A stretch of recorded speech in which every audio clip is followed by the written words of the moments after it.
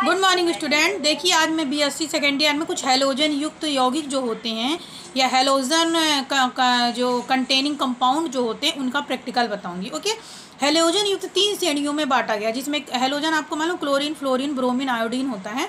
तो हैलोजन युक्त जो होते हैं 3 श्रेणियों में इनको बांटा गया है, क्लोरीन, ब्रोमीन और आयोडीन युक्त। ओके, क्लोरीन युक्त यौगिक जो होता है क्लोरोहाइड्रेट या पैरा डाइक्लोरोबेंजीन के रूप में होते हैं। ठीक है, जो मतलब ये क्या कहलाता है, जलीय विलयन या सिप अभिकर्मक को लाल रंग का उत्पन्न कर देते हैं। ठीक है, तो क्लोरोहाइड्रेट है। ठीक है, इसी प्रकार से क्या होता है कि क्लोरीन युक्त यौगिक के लिए सबसे पहले क्लोरोफॉर्म, एलिफेटिक में क्या होता है क्लोरोफॉर्म जो होता है रंगहीन, विशिष्ट, मीठी गंध वाला होता है, भारी और अविलेय होता है, एल्कोहल और ईथर में विलेय होता है। ठीक है, इसका बॉइलिंग पॉइंट 62 सेल्सियस होता है। क्लोरोफॉर्म का सूत्र क्या होता है, CHCl3। CHCl3 इसका क्या होता है, फार्मूला होता है। ओके, तो पदार्थ की सूक्ष्म मात्रा ले लेते हैं और रेसनॉल और उसमें क्या डालेंगे 2 ml सोडियम हाइड्रोक्साइड डालने पर ये लाल बैंगनी रंग उत्पन्न करता है। इसी प्रकार ये कार्बिल एमीन अपक्रिया भी देता है। क्लोरोफॉर्म कार्बिल एमीन अपक्रिया भी करता है। पदार्थ की 1-2 बूंद को 1 ml एल्कोहल में घोलेंगे, मतलब पदार्थ की 1-2 बूंद को 1 ml एल्कोहल में घोलेंगे और इसमें 1 बूंद एनिलीन की और 1 ml किसकी सोडियम हाइड्रोक्साइड की डाल के गर्म करेंगे तो आइसोसाइनाइड की दुर्गंध उत्पन्न हो जाती है। ठीक है, तो क्लोरोफॉर्म क्या कहलाता है, क्लोरोफॉर्म के टेस्ट के लिए बताया अभी मैं। कार्बन टेट्राक्लोराइड का सूत्र क्या होता है, CCl4 होता है। पदार्थ की सूक्ष्म मात्रा ले लेते हैं तथा उसमें 2 ml एल्कोहल में विलय करते हैं तथा जिंक का जब चूर्ण डालते हैं तो 2 बूंद तनु HCl डालने पर गर्म करेंगे तो आइसोसाइनाइड की अरुचिकर गंध आती है। मतलब कि क्या है कि कार्बन टेट्राक्लोराइड का हो गया। ठीक है, इसी प्रकार क्या होता है क्लोरोबेंजीन। देखिए क्लोरोबेंजीन यानी फिनॉल, जो बेंजीन रिंग होती है उसमें एक क्लोरीन लगा हुआ होता है, इसे क्लोरोबेंजीन कहते हैं। क्लोरोबेंजीन का जो बॉइलिंग पॉइंट होता है 132 सेल्सियस होता है। नाइट्रीकरण का मतलब क्या हुआ, 1 ml H2SO4 और 1 ml HNO3 दोनों क्या होंगे, सांद्र होंगे। लेने पर जो बनता है मिश्रण वो नाइट्रीकरण कहलाता है। ये हमेशा याद रखना कि नाइट्रीकरण क्या होता है।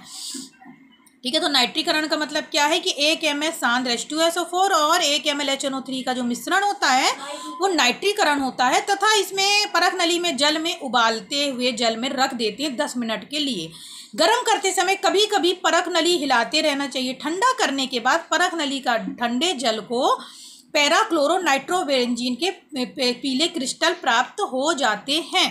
ठीक है, पैराक्लोरोनाइट्रोबेंजीन प्राप्त होता है क्योंकि फर्स्ट नंबर में आर्थो, पैरा और मेटा के अकॉर्डिंग अपन इसको मेजरमेंट करेंगे। ठीक है, ये हो गया। तो ये क्या कहला गया, क्लोरीन का टेस्ट के लिए मैंने बताया क्या हैलोजन्स जो होते हैं, जो कि आपको पता ही है हैलोजन्स क्या है, क्लोरीन, फ्लोरीन, ब्रोमीन, आयोडीन, ये सब क्या कहलाते हैं, हैलोजन कहलाते हैं।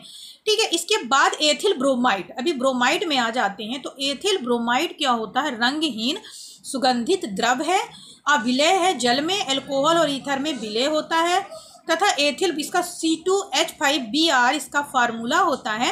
1 ml पदार्थ को पोर्सिलीन की प्याली में जलाओ तो हरे या नीले रंग की ज्वाला निकलती है। मतलब क्या है, इसमें एथिल ब्रोमाइड है। ठीक है, इसी प्रकार होता है आयोडोफॉर्म का टेस्ट। आयोडोफॉर्म टेस्ट के लिए क्या करते हैं, ये पीला क्रिस्टल ठोस विशिष्ट रुचिकर गंध वाला होता है।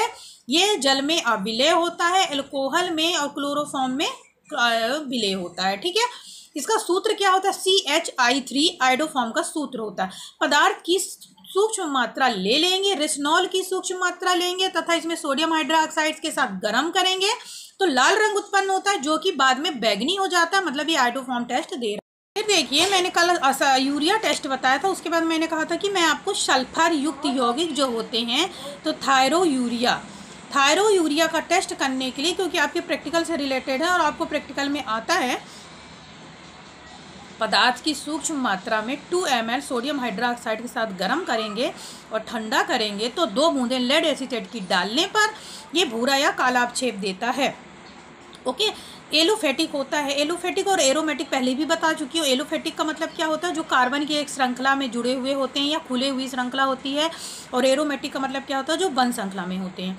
एलोफेटिक में जो इसका melting point MP means melting point 175 से लेकर 180 सेल्सियस तक होता है, तथा इनका NH2CS NH2, क्योंकि यूरिया का NH2 मतलब क्या हो गया, CONH2, और इसमें NH2CSNH2 सूत्र होता है।